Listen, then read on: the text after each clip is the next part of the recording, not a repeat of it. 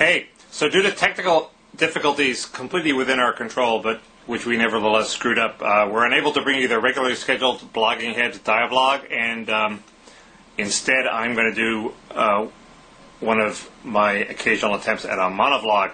The virtue of these is that they're really short, so because I'm only talking to myself here in what appears to be an empty warehouse, but is in fact my office. I have four things to talk about.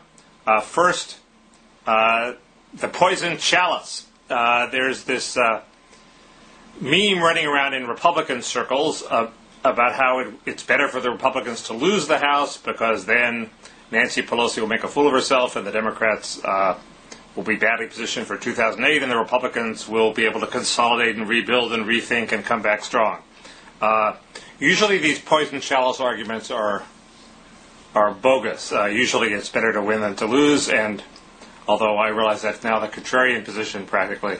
But a couple points specifically about this Republican argument.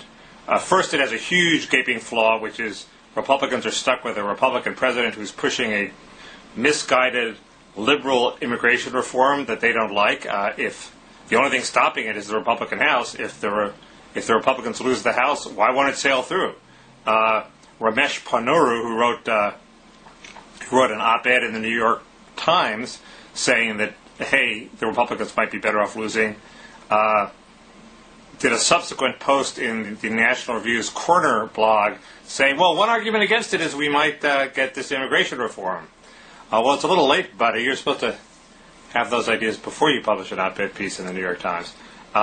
Jonah Goldberg, writing the same piece in the LA Times, admits that immigration might pass, but says, that would hand conservative Republicans a dream issue for 2008.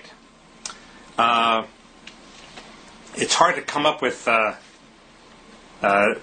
analogy to ridicule this idea that doesn't violate the Hitler rule. You know, the invasion of Poland was bad for the Poles, but hey, it gave them a great issue for 1945. Yorktown, that was bad for the British, but they had a great issue. Immigration reform is a big deal. It sets 12 million new citizens on the path to citizenship, changing the composition of the electorate that will then vote in future elections. It also acts as a beacon for everybody in Latin America to say, hey, come to America, and one day you'll get amnesty too. It could fundamentally change the fabric of our nation. It's not something you just let slip through so you'll have an issue later. So I think that's a big problem with the after Pelosi us argument of the Republicans. The second thing is that Ponnuru seems to feel that what will happen in this Republican exile from the House is that it will sharpen their wits. And this is sort of the idea we had in the 80s, that the Democrats being out of power during Reagan would foster all sorts of new ideas and new neoliberal ideas. Well, it did back then, but it hasn't worked for the Democrats lately. In fact, all it's fostered is a vicious, mindless partisanship that says we don't need new ideas, we just have to be as nasty as the Republicans. And why would the same thing happen to the Republican Party in exile? I mean, Ponnuru and Goldberg think, well, there's going to be all these innovative tax reduction schemes and cutting back government schemes and privatizing schemes. Why won't the mirror image happen on the Republican side, which is mindless Republican partisanship that sort of drowns out any new ideas? That's the way of the web, and the web is here. It wasn't here before, so maybe that's changed things. Maybe you can't have a period of productive exile. Instead, you have a period of festering resentment and hyperpartisanship. So that's a second problem with the Republican, hey, let's lose theory. But it will be the Republican spin when they do lose that we really wanted it all along. So maybe that's what's going on. Second, the border fence. The House Republicans have finally realized that it would be good for them to pass some sort of immigration enforcement legislation because, it's popular and they wanted something to take to the voters. So they passed a bill yesterday for 700 miles of fence. And I just want to point out how ridiculous the denunciations of this idea are from the Democrats. Harry Reid denounced it as a transparent. Well, yeah, it's transparent. What's wrong with being transparent? They're transparently giving the voters something they want. Mayor Villaraigosa in L.A. said, I think a bill that only addresses security and does in the punitive way that the House does is absolutely unacceptable. It's un-American. Well, I'd like to point out that offense is not punitive. Offense is protective. Punitive would be going after the current illegals and kicking them out of the country. Okay, the fence doesn't do that. The fence leaves the current illegals in the country. It's not even an employer sanction. All it does is prevent future illegals from coming into the country. If it doesn't work, it's not that punitive, is it? If it works, it's doing what the reformers say they want to do, which is get control of immigration and then grandfather in, give amnesty to the current illegals.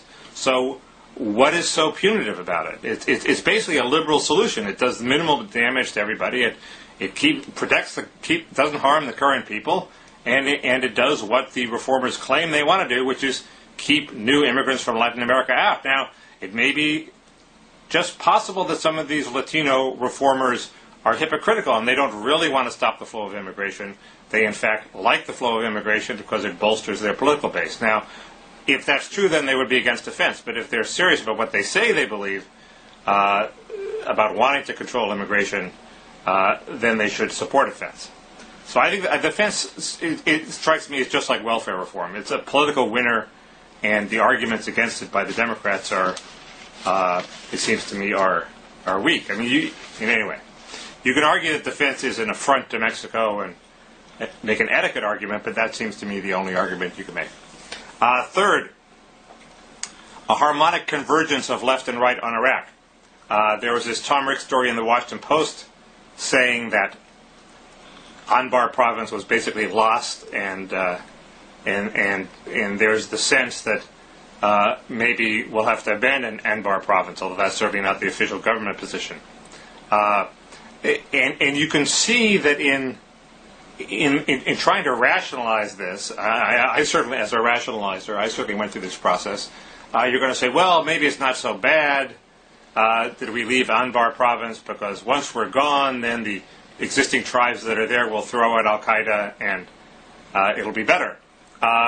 So I predict that some right-winger will come up with that position, and of course that's exactly the same position as the left-wing position, which is we should withdraw from Anbar because it's only our presence there that is justifying the continued existence of Al-Qaeda.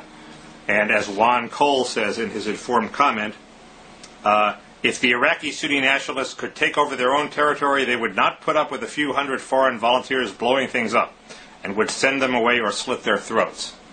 So I predict that both right and left will adopt this position that, hey, really, we're doing more harm than good in Anbar and we should withdraw, and then the Sunnis will throw out Al-Qaeda and things will actually be better for our withdrawal.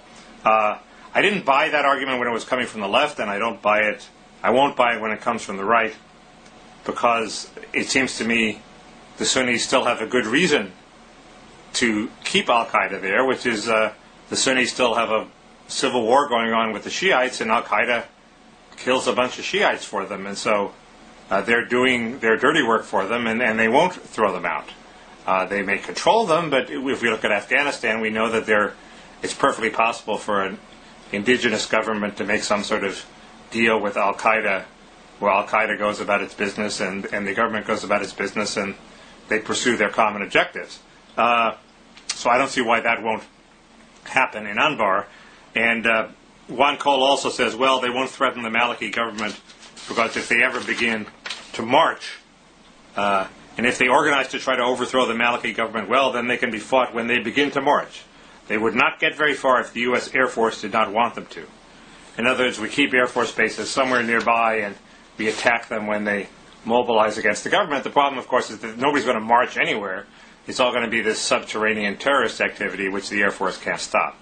So I don't think this we're better off leaving argument will get very far. In fact, it's a little like we're better off losing the election than winning the election.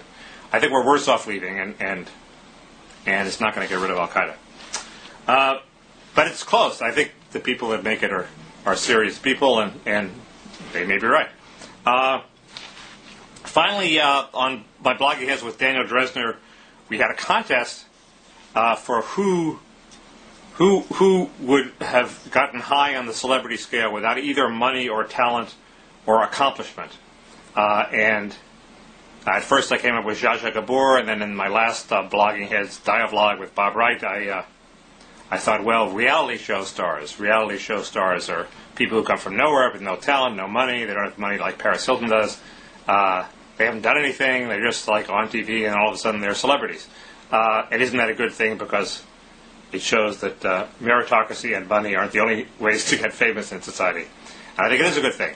But the Wall Street Journal came up with an even better example of this, of upward mobility without meritocracy, which is Genevieve Jones, the it girl of the moment. They have a big piece in Thursday's paper about Genevieve. There she is.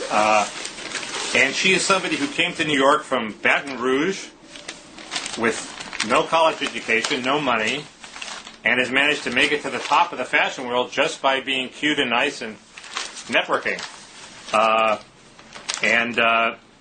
So I submit Genevieve Jones as better than Zsa Zsa Gabor. I mean, Zsa Zsa Gabor at least acted.